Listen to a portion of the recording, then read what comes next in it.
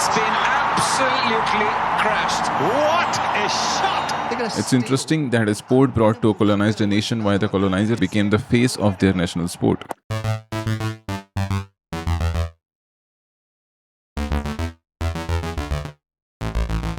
जो toxic relationship था हमारा ब्रिटिशर्स के साथ, उसका बाई प्रोडक्ट क्रिकेट भी है, जिसे initially colonisers and princely elites खेला करते थे. It was never meant for us to be played and beating England at their own game became symbolic. एक तरीका अपने आप को उनके बराबर दिखाने का, अपनी औकात एस्टैब्लिश करने का, specially after centuries of being told कि तुम इंफीरियर हो. 1983 वर्ल्ड कप इंडिया के लिए इतना इंपॉर्टेंट इसीलिए था प्रिसाइजली बिकॉज ये सिर्फ एक स्पोर्ट से ज्यादा नेशनल सेल्फ वर्थ की बात थी. एंड मे बी इसी वजह से हमें ये पागलपन, ये अटैचमेंट, ये सर्ज ऑफ हॉर्मोन्स फील करते हैं. ये स्पोर्ट बाकी स्पोर्ट्स की तरह हमें कलेक्टिव आइडेंटिटी देता है of belonging to something much more than a sport. एक ऐसे देश में जहां लोग फ्रेगमेंटेड है by language, religion, caste, cricket is one of few things that unites. और फिर भी आज हमारी यूनिटी कुछ ऐसी है कि हम रिलीजन और कास्ट के नाम पर लड़ झगड़ लेते हैं. तो मुझे लगता है अगर पाकिस्तान नहीं होता तो भी क्रिकेट वो होता जो है. I mean you may feel this emotions पर से, पर ये प्योरली ऑर्गेनिक है? मुझे नहीं लगता ऐसा है. I think it's commercially engineered obsession. The scale of coverage, sponsorship, 24/7 media cycle artificially inflates the emotional stakes.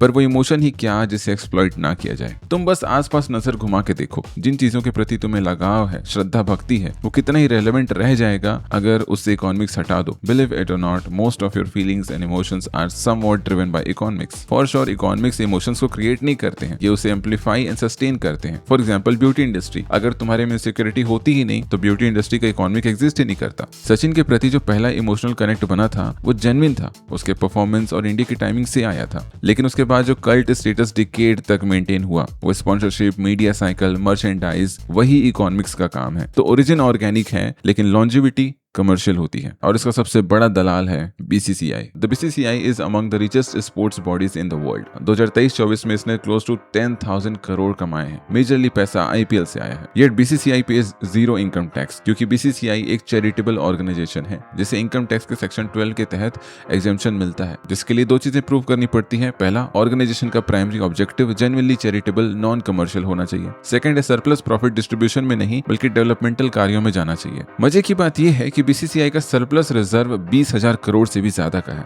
जो सालों से उन्होंने बनाया है. अब जो स्टेट है वो चाहती है कि बीसीसीआई टैक्स पे करे, जिसमें उनका कहना है कि आईपीएल स्ट्रक्चरली एक कमर्शियल एंटरटेनमेंट प्रोडक्ट है. Franchisee auctions, players bidding wars, broadcast rights bidding, ये सब प्रॉफिट मैक्सिमाइजिंग बिहेवियर है, नॉन प्रॉफिट चैरिटी के नहीं. चैरिटेबल ग्लोबल बॉडीज जैसे कि NFL, NBA operates as taxable commercial entities in their home countries despite being a sports organisation. Scale इतना disproportionate है कि क्रिकेट प्रमोशन का जस्टिफिकेशन बहुत थिन लगता है जब 9,000 10,000 करोड़ का सरप्लस जनरेट हो रहा होता. And lastly, government directly revenue lose कर रही है जो दूसरे वेलफेयर हेड्स में जा सकता था. लेकिन बीसीसीआई का आर्गुमेंट है जो कि कोर्ट्स ने अपहोल्ड किया है. Income tax appellate tribunal explicitly ruled कि आईपीएल का स्ट्रक्चरली प्रॉफिटेबल होना एग्जेम्पशंस के ग्राउंड्स को खत्म नहीं कर देता है. Comparable to how educational institutions और hospitals can charge higher fees and still retain charitable status if profit goes back to the institution. Legal test profit generation पे नहीं, फंड यूटिलाइजेशन पे बेस्ड है. अगर surplus generally grass root cricket infrastructure या state associations में reinvest हो रहा है तो प्रॉफिटेबल होना ऑटोमेटिकली डिस्क्वालीफाई नहीं कर देता. अब जो दो आर्ग्यूमेंट्स बीसीसीआई ने दिए हैं उनको आप वेरीफाई नहीं कर सकते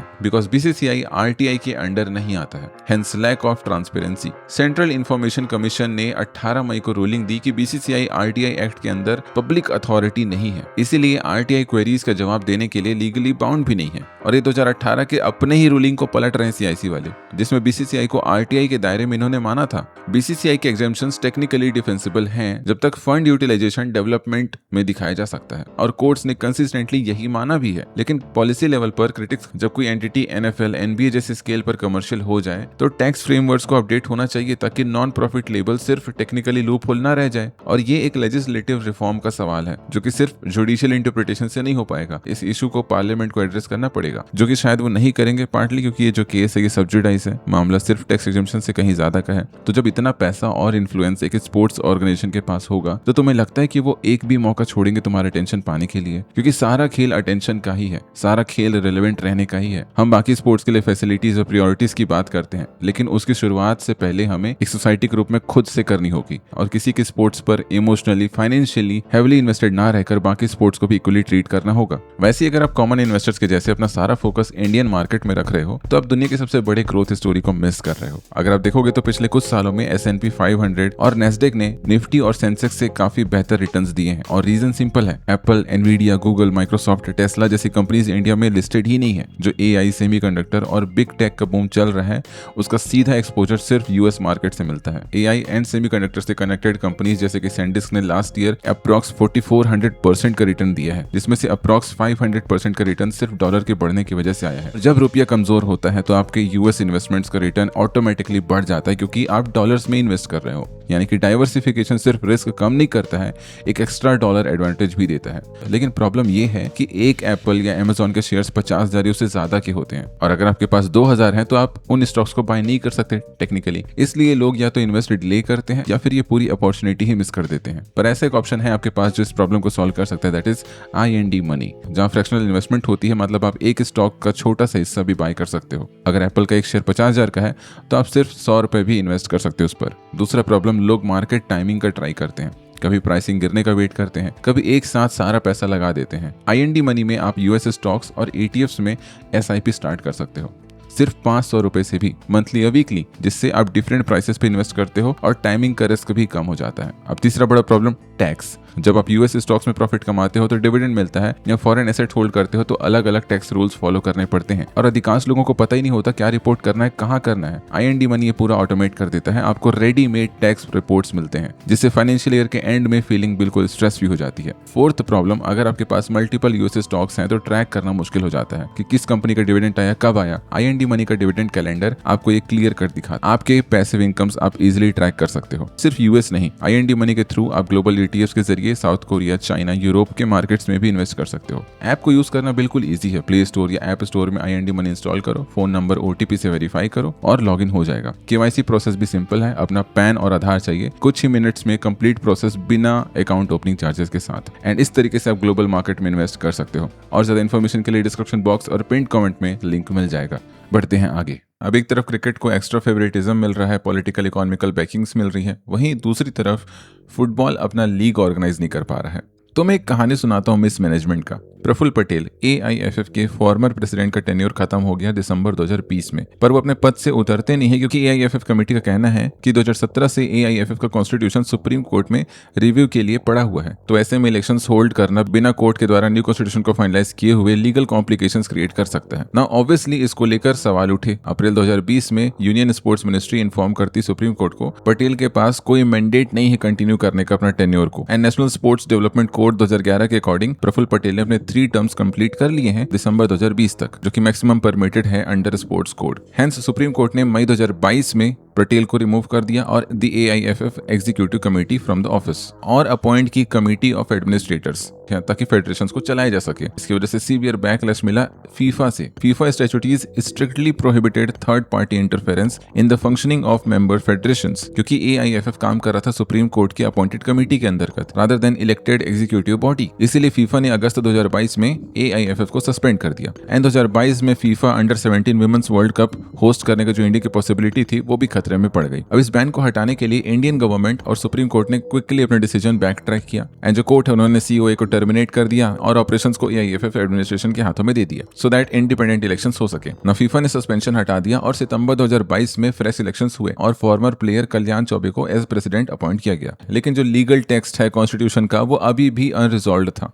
अभी जो पूरा पंचायत है ये ऑफिशियली कंक्लूड हुआ with the landmark Supreme Court judgment in September 2025, जिसने फॉर्मली न्यू कॉन्स्टिट्यूशन को क्लियरेंस दे दी। एंड इसके बाद AIFF ने यूनानिमसली इस रिवाइज्ड कॉन्स्टिट्यूशन को अडेप्ट कर लिया। नाउ जो AIFF है वो हेविली डोमिनेट किया जाता है state level politicians and bureaucrats के द्वारा, जहां पर वर्चुअली जीरो डायरेक्ट रिप्रेजेंटेशन या वोटिंग राइट्स होते हैं फॉर्मर प्लेयर्स के। प्लेयर्स उन्हें एक्सटर्नल स्टेक होल्डर्स के जैसे देखा जाता था रादर देन डिसीजन मेकर्स। मतलब एकदम लॉजिकल बात है ना, कोर डिसीजन मेकिंग में एक्स स्पोर्ट्स पर्सन को ऐड क्यों ही करना, क्या सेंस बनाता है। रियल चेंज तो जिनको अपना डिपार्टमेंट तक पता नहीं है वैसे पॉलिटिशियंस लाएंगे, जिनको सिर्फ पैसा खाना घूस लेने से मतलब है। टू बी ऑनेस्ट स्पोर्ट्स को गवर्नमेंट से एक्स्ट्रा अटेंशन मिले इसका कोई पॉलिटिकल रीजन नहीं है। मोस्टली गवर्निंग बॉडीज ये सेक्शन उन मिनिस्टर्स को देते हैं जो काम के नहीं है, मतलब बेसिकली काम चलाओ मिनिस्टर्स हैं जहां दिल रखने के लिए भेज देते हैं। हालांकि ऐसा और कई सारी मिनिस्ट्रीज के साथ भी होता है, तो बस अंदाजा लगा लो कि फिर ये कितना पानी में होगा। नाउ ISL जो इंडिया का फुटबॉल लीग है उसको चलाने का कॉन्ट्रैक्ट AIFF और FSDL के बीच था, जो कि 8 दिसंबर 2025 को खत्म हो गया। अप्रैल 2025 में सुप्रीम कोर्ट ने AIFF को रोका था कि जब तक AIFF का नया कॉन्स्टिट्यूशन कोर्ट में फाइनलाइज नहीं हो जाता तब तक कोई कमर्शियल एग्रीमेंट साइन ना करे। इससे AIFF लीगली FSDL के साथ नया डील रिन्यू नहीं कर पाई और बिना वैलिड कमर्शियल पार्टनर के लीग प्लान ही नहीं हो पाए और इसीलिए ना मैचेस शेड्यूल हो पाए,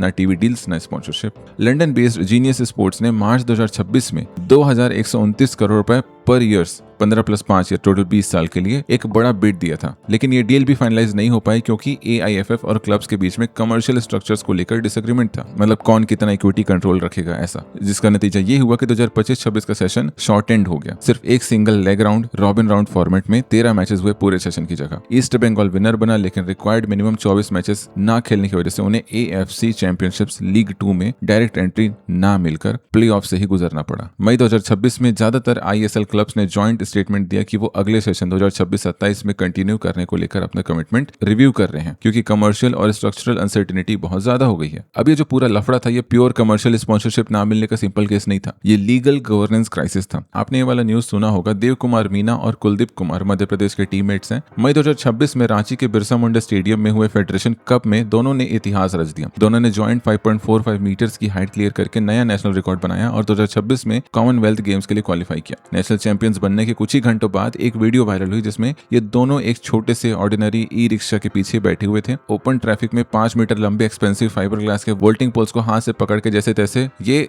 होटल लौट रहे थे। ये बेसिक फैसिलिटी मिलती है नेशनल लेवल के चैंपियंस को हमारे देश में।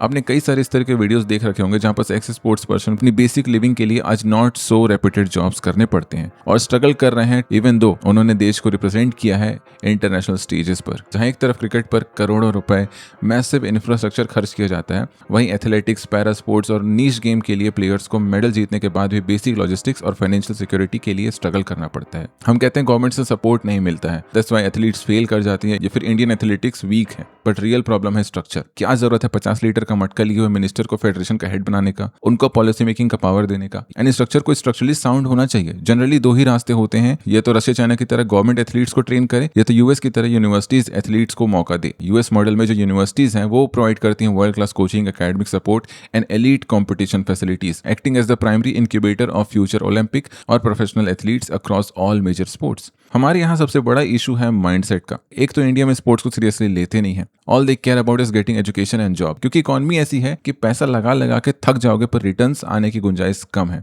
और सिस्टम से तो उम्मीद ही नहीं किसी को। लेकिन जो सिस्टम की बात हम कर रहे हैं वो तो लोगों से ही बनते हैं ना। Basically loop mindset. स्टेडियम में शादी पार्टी कराते रहेंगे, कॉन्सर्ट्स कराते रहेंगे, तो एथलीट्स प्रैक्टिस कहाँ करेंगे? स्टेज में। यहाँ तो लोगों का सुपीरियोरिटी कॉम्प्लेक्स ही खत्म नहीं हो रहा है, कुत्ता घुमाने के लिए स्टेडियम खाली करवा देते हैं। अपने आसपास के स्टेडियम को देख लो, उसकी हालत कैसी है। स्पोर्ट्स अथॉरिटी ने दिखाने के लिए शुरू में पैसा फेंक दिया, लेकिन जब बात मैनेजमेंट की आती है तो वहां सिर्फ आशिक दिखते हैं जो दीवालों पे अपनी आशिकी लिख के जाते हैं। और बात यहाँ पास कैपेबिलिटीज की नहीं है, हमारे पास कैपेबिलिटीज हैं। मिनर्वा एकेडमी उसका बेस्ट एग्जांपल है। एक तो वैसे ही सोसाइटी ऐसी है कि अपना नॉट सो कन्वेंशनल ड्रीम के लिए उनसे सपोर्ट की उम्मीद रखना ही बेकार है और इंसान खुद भी कॉन्फिडेंट नहीं रहता है कई बार। इफ दे हैव पोटेंशियल, जो कि वो कोशिश कर सकते हैं, जिसके लिए if there is a minute push from authorities और वो ट्रेनिंग ग्राउंड इजिली एक्सेसिबल हो पाए, वो इक्विपमेंट्स मिल पाए, तो हो सकता है किस्मत को आजमाने का मौका वो इच्छा खत्म होने से पहले ही मिल जाए। I don't support any of this arguments जो कहते हैं कि इंडियन जेनेटिक्स कंपैटिबल इनफ नहीं है इंटरनेशनल लेवल पर। आई बेट यू हम जैसे हार्डशिप से आते हैं, अगर थोड़ा भी पुश मिलता तो हम ग्रेटेस्ट इंपैक्ट छोड़ सकते हैं। पर जिसका one of the best example है रिसेंटली कॉमनवेल्थ में जो इंडियंस ने तहलका मचाया है वो। सेम ही कहानी है MMA या अदर स्पोर्ट्स की, जहां स्पोर्ट्स पर्सन को अपने जेब से पैसे लगाने पड़ते हैं क्योंकि सिस्टम में घुसखोर बैठे हुए हैं। उसके बाद भी जो रिकॉग्निशन, जो सपोर्ट मिलना चाहिए वो नहीं मिल पाता है। स्पोर्ट्स खेलना हमारे देश में एक प्रिविलेज हो गया है। वो एक चीज जो हर किसी के लिए एक्सेसिबल होनी चाहिए उसे ही एस्पिरेशनल बना दिया यहाँ लोगों ने। प्रॉब्लम ये नहीं है कि इंडिया इतना ज्यादा पागल है क्रिकेट के लिए, आप किसी से किसी की पसंद नहीं छीन सकते। ब्राजील हो गया, यूरोपियन नेशंस हो गया, फ्रांस हो गया, सॉकर के लिए पागल है इन लोग भी। पर दिक्कत होती है जब आप बाकी स्पोर्ट्स को लुक डाउन करने लगते हो। बाकी do let me know your thoughts on this and do check out IND Money, links description में है एंड पिन कमेंट में। बाकी see in the next, bye.